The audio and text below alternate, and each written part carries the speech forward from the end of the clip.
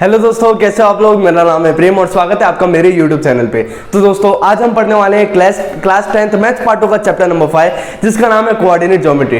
तो दोस्तों आज हम डिस्कस करने वाले हैं प्रैक्टिस सेट नंबर 5.2 का क्वेश्चन नंबर 5 और क्वेश्चन नंबर 6 जो काफी बेसिक और काफी ज्यादा इंपॉर्टेंट और आसान क्वेश्चन है। तो दोस्तों लेक्चर की तरफ बढ़ने से पहले अगर आप मेरे चैनल पर नए हो तो प्लीज मेरे चैनल को सब्सक्राइब कीजिए, मेरे वीडियो को लाइक कीजिए और ज्यादा से ज्यादा शेयर कीजिए। और दोस्तों बेल आइकन को क्लिक करना मत भूलना ताकि मेरे लेटेस्ट वीडियो के अपडेट्स सबसे पहले आपको मिले। तो दोस्तों लेक्चर की तरफ बढ़ते हैं बिना देरी किए। तो दोस्तों हमारे जो क्वेश्चन नंबर 5 है उसमें हमें दिए हुए पॉइंट्स P, A और B along with their coordinates. तो हमें क्या करना है, हमें इस क्वेश्चन में क्या पूछा हुआ है, हमें दिए हुए पॉइंट्स P जो पॉइंट A और B को डिवाइड कर रहा है, हमें दिए हुए पॉइंट P जो सेगमेंट A और B को डिवाइड कर रहा है, ठीक है, वो कौन से रेशियो में डिवाइड कर रहा है। देखो ये एक सेगमेंट A B है, ठीक है, ये सेगमेंट A और B है, इसमें कहीं पे तो पॉइंट P इधर लाई कर रहा है, वो सेगमेंट AB को पॉइंट P किसी रेशियो में डिवाइड कर रहा है, किसी सेगमेंट्स में डिवाइड कर रहा है, वो हमें रेशियो फाइंड आउट करना है। फर्स्ट चीज हमें उनका रेशियो फाइंड आउट करना है इस क्वेश्चन में, और दूसरी चीज हमें क्या फाइंड आउट करनी है, वैल्यू ऑफ के की वैल्यू फाइंड आउट करनी है। हमें दो चीजें फाइंड आउट करनी है इस क्वेश्चन में। पहली चीज क्या फाइंड आउट करनी है, हमें फाइंड आउट करना है पॉइंट P के मतलब रेशियोस, मतलब पॉइंट P सेगमेंट AB को कितने रेशियो में डिवाइड कर रहा है, ठीक है। और सेकंड चीज हमें K की वैल्यू फाइंड आउट करनी है, ठीक है। अभी हम हमारा मैथमेटिक दिमाग यूज करेंगे और पॉइंट मतलब रेशियो और K की वैल्यू निकालेंगे, ठीक है। सबसे पहले हम क्या करेंगे, सबसे पहले हम इनके कोऑर्डिनेट्स लिख के ले लेंगे, ठीक है। P के कोऑर्डिनेट्स लिख देंगे। सबसे पहले P के कोऑर्डिनेट्स है K7, उसमें से हमने K को पकड़ा है X, 7 को पकड़ा है Y। अभी आप बोलोगे क्यों भैया K को X और 7 को Y क्यों पकड़ा है, X1 Y1 क्यों नहीं पकड़ा है, बताओ, ठीक है। मैंने इसको X और Y क्यों पकड़ा है, अगर हम कोई भी क्वेश्चन को सेक्शन फॉर्मूला से अगर हम सॉल्व करेंगे तो उसका जो पॉइंट अगर किसी भी सेगमेंट को डिवाइड करता है उसको ही हम XY पकड़ते हैं, उसके कोऑर्डिनेट्स को। अभी इधर हमें भले ही इसके कोऑर्डिनेट्स दिए हुए हैं तो क्या हम इसको फिर भी इसको XY पकड़ेंगे, क्योंकि हमें इस क्वेश्चन को सेक्शन फॉर्मूला के थ्रू सॉल्व करना है, सेक्शन फॉर्मूला के थ्रू सॉल्व करना है। सेक्शन फॉर्मूला हम क्यों यूज करते हैं, क्यों अप्लाई करते हैं, क्योंकि हमें अगर कोई सेगमेंट दिया हुआ है, वो सेगमेंट को कोई पॉइंट अगर डिवाइड कर रहा है किसी रेशियो में, तो हम उस पॉइंट के कोऑर्डिनेट्स फाइंड आउट करने के लिए सेक्शन फॉर्मूला यूज करते हैं। X और Y उस कोऑर्डिनेट्स को पकड़ते हैं, तो ये वही कोऑर्डिनेट, ये पॉइंट मतलब वही पॉइंट है जो एक सेगमेंट को डिवाइड कर रहा है किसी रेशियो में, तो इसलिए हमने इसको X और Y पकड़ा है। अभी A और B के कोऑर्डिनेट्स लेंगे। A के कोऑर्डिनेट्स रहेंगे हमारे 8 और 9। अभी 8 को हम पकड़ेंगे X1 और 9 को हम पकड़ेंगे Y1, ठीक है। अभी B के कोऑर्डिनेट्स हमारे 1 और 2, 1 को पकड़ेंगे हम X2 और 2 को पकड़ेंगे हम Y2। अभी हम क्या करेंगे, अभी हम सेक्शन फॉर्मूला अप्लाई करेंगे। अभी आप बोलोगे सेक्शन फॉर्मूला क्या, अभी आप लिखोगे x = mx2 + nx1 ^ m + n। मैं बोलूंगा भाई बिल्कुल सही है, तेरी बात बिल्कुल बरोबर है, पर हमें क्या करना है, x अगर आप गौर से देखोगे हमें जो x का जो कंपोनेंट है एक दिया हुआ है कोऑर्डिनेट, वो तो k दिया हुआ है, हमें ऑलरेडी k को फाइंड आउट करना है, तो हम x को लेके रेशियो फाइंड आउट नहीं कर सकते। क्यों नहीं कर सकते, क्योंकि ऑलरेडी हमें x का एक कोऑर्डिनेट k दिया हुआ है जो हमें फाइंड आउट करना है, हमें ऑलरेडी x का एक कोऑर्डिनेट k दिया हुआ है जो हमें फाइंड आउट करना है। तो हम दोनों चीजें एक साथ कैसे फाइंड आउट कर सकते हैं, सबसे पहले हमें एक चीज फाइंड आउट करनी पड़ेगी और उसको लेके हम दूसरी चीज को फाइंड आउट करेंगे। पहली चीज क्या है, हमें सबसे पहले रेशियो फाइंड आउट करना पड़ेगा, और अगर हमें रेशियो मिल गया तो हम आसानी से k की वैल्यू फाइंड आउट कर सकते हैं। अगर हमें रेशियो ही नहीं मिला तो k की वैल्यू कैसे फाइंड आउट कर सकते हैं, और अगर k की वैल्यू रही तो हम रेशियो फाइंड आउट कर सकते हैं। हमें तो k की वैल्यू दी हुई नहीं है, तो हम क्या करेंगे, y के फॉर्मूले सेक्शन फॉर्मूला, y का जो सेक्शन फॉर्मूला है उसको पकड़ के हम सॉल्व करेंगे, m/n का रेशियो निकालेंगे, फिर हम k की वैल्यू फाइंड आउट करेंगे, ठीक है। y का my2 + ny1 ^ m + n, ठीक है। m का रेशियो हमें ऑलरेडी फाइंड आउट करना है, तो उसके सिर्फ m लिख देते हैं, m को वापस कॉपी कर लेते नीचे।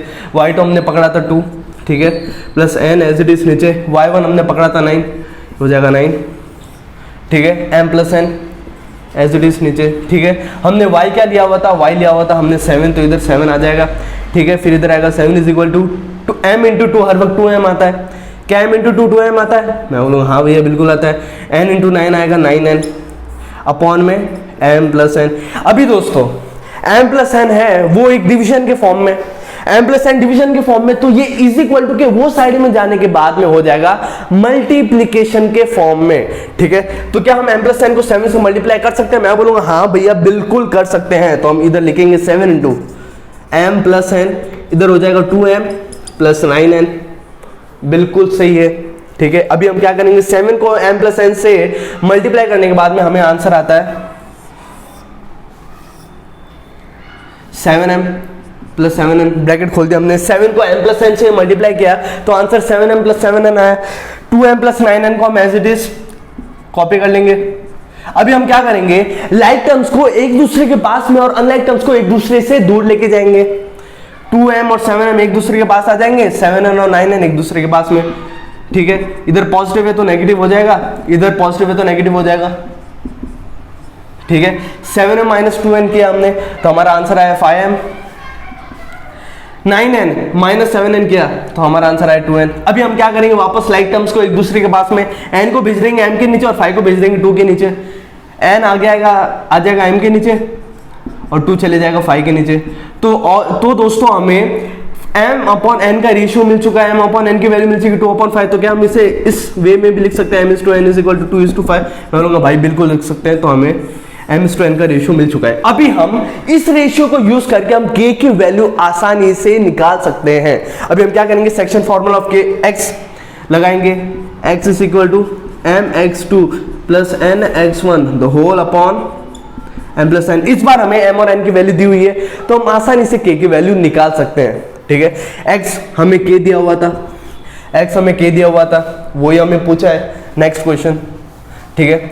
m हमें दिया हुआ है 2, x2 हमें क्या दिया हुआ है 1, तो हो जाएगा 2 × 1। n हमें क्या दिया हुआ है, n दिया हुआ है हमें 5।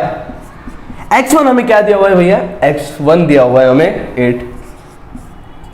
ये हो जाएगा 2 + 5, 2 × 1 हो जाएगा 2, ठीक है। 8 × 5 कितना हो जाएगा हमारा 40 अपॉन में 7 आ जाएगा, ठीक है। 40 + 2 हो जाएगा हमारा 42, ठीक है।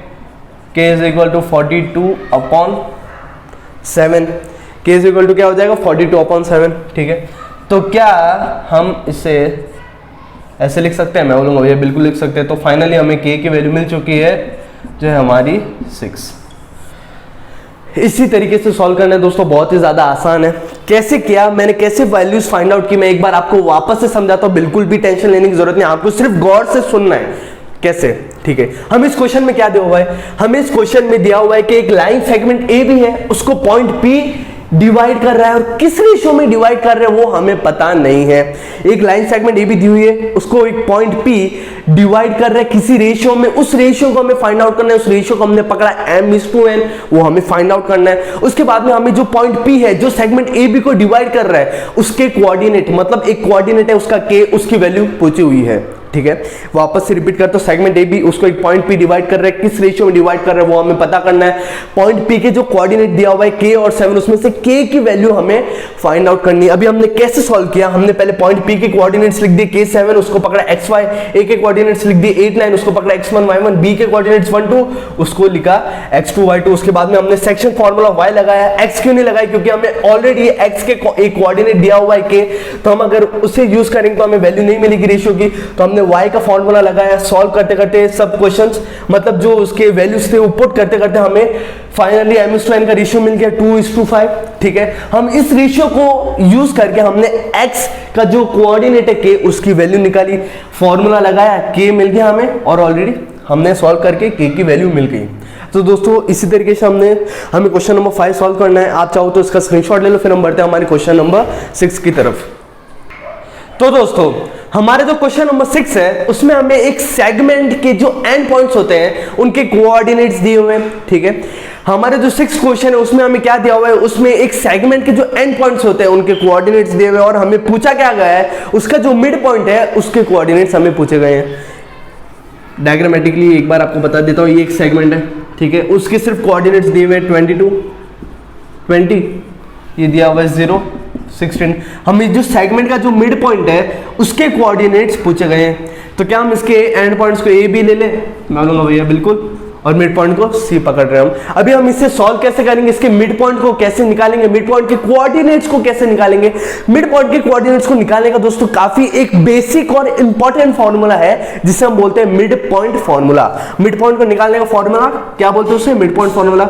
जो हमारा x is equal to x1 plus x2 upon 2 and y is equal to y1 plus y2 upon 2। ये दोस्तों जो फॉर्मूला है उसे हम बोलते हैं मिड पॉइंट फॉर्मूला। आप चाहो तो इसका स्क्रीनशॉट ले लो या अपने नोटबुक में कॉपी कर लो, फिर मैं इस बोर्ड को इरेज करता हूं और हम स्टार्ट करते सॉल्व करना हमारे क्वेश्चन को।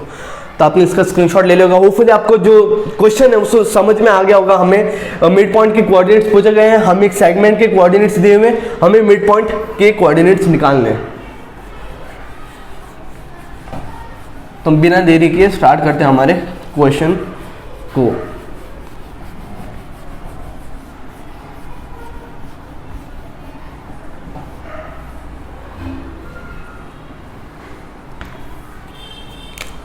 सबसे पहले हम क्या करेंगे, सेगमेंट जो है उसके एंड पॉइंट्स को नाम देंगे, नामकरण करेंगे सेगमेंट के एंड पॉइंट को और मिड पॉइंट का। Let the and points and mid point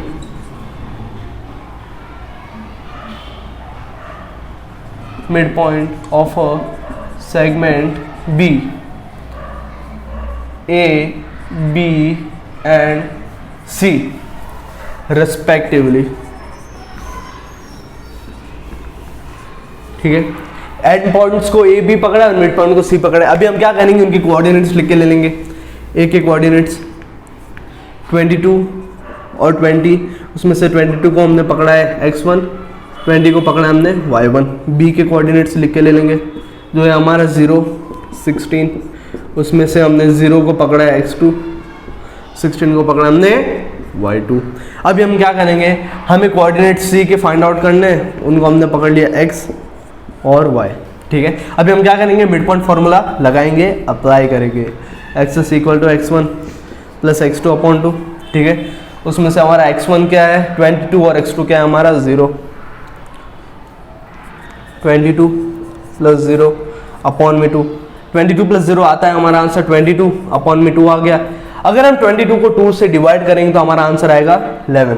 तो हमें फाइनली हमारा x की वैल्यू मिल चुकी है, जो है हमारा 11। अभी हम क्या करेंगे, हम निकालेंगे y की वैल्यू। y का फॉर्मूला है y प्लस y2 अपॉन 2। ठीक है, y1 क्या है हमारा, y1 को पकड़ा हमने 20, y2 को पकड़ा हुआ था हमने 16, तो हो जाएगा 20 प्लस 16 अपॉन 2। ठीक है, y 20 प्लस 16 होता है हमारा 36, तो हो जाएगा 36 अपॉन 2। ठीक है, 20 प्लस 16 होता है हमारा 36, तो आ गया हमारा 36 अपॉन 2। तो 36 को अगर हम 2 से डिवाइड करेंगे तो हमारा आंसर आता है 18। तो दोस्तों हमें फाइनली y की भी वैल्यू मिल चुकी है, x की भी वैल्यू मिल गई और y की भी वैल्यू मिल गई। तो हम बोल सकते हैं जो हमारा पॉइंट C है उसके कोऑर्डिनेट्स रहेंगे, x की वैल्यू हमें क्या थी 11 मिली थी और y की 18, तो ये हो जाएगा 11 एंड 18। एक बार मैं आपको वापस बता देता हूँ, हमें क्वेश्चन में सेगमेंट के एंड पॉइंट्स दिए हुए, उनके कोऑर्डिनेट्स दिए हुए और हमें जो मिड पॉइंट रहेगा उसके कोऑर्डिनेट्स पूछे गए हैं। तो हमने सबसे पहले उनके कोऑर्डिनेट्स लिख के ले लिए, उनमें से a के कोऑर्डिनेट्स को पकड़ा x1 y1, b के x2 y2 और c के कोऑर्डिनेट्स को xy पकड़ा, जो हमें फाइंड आउट करना है। फिर हमने मिड पॉइंट फार्मूला लगाया, mid point formula x is equal to x1 plus x2 upon 2। उसके बाद में वैल्यूज पुट की, फिर उसके बाद में हमें मिल गई x की वैल्यू जो थी हमारी 11। फिर हमने मिड पॉइंट फार्मूला लगाया y के लिए, फिर हमने क्या y का फॉर्मूला लिख दिया y1 प्लस y2 अपॉन 2।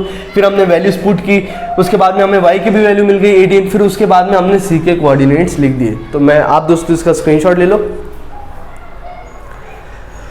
आज के लिए सिर्फ इतना ही, आज हम इतना ही करने वाले हैं। तो दोस्तों आज हमने डिस्कस किया क्वेश्चन नंबर 5 और question number 6 practice set number 5.2 के। तो नेक्स्ट जो हमारा लेक्चर है उसमें हम आगे के फर्दर क्वेश्चन सॉल्व करने वाले हैं। तो दोस्तों आज के लिए सिर्फ इतना ही, आज का हम वीडियो इधर ही एंड कर रहे हैं। मिलते हैं आपको नेक्स्ट वीडियो में, तब तक आप अपना ध्यान रखते रहिए, पढ़ाई करते रहिए और मौज करिए।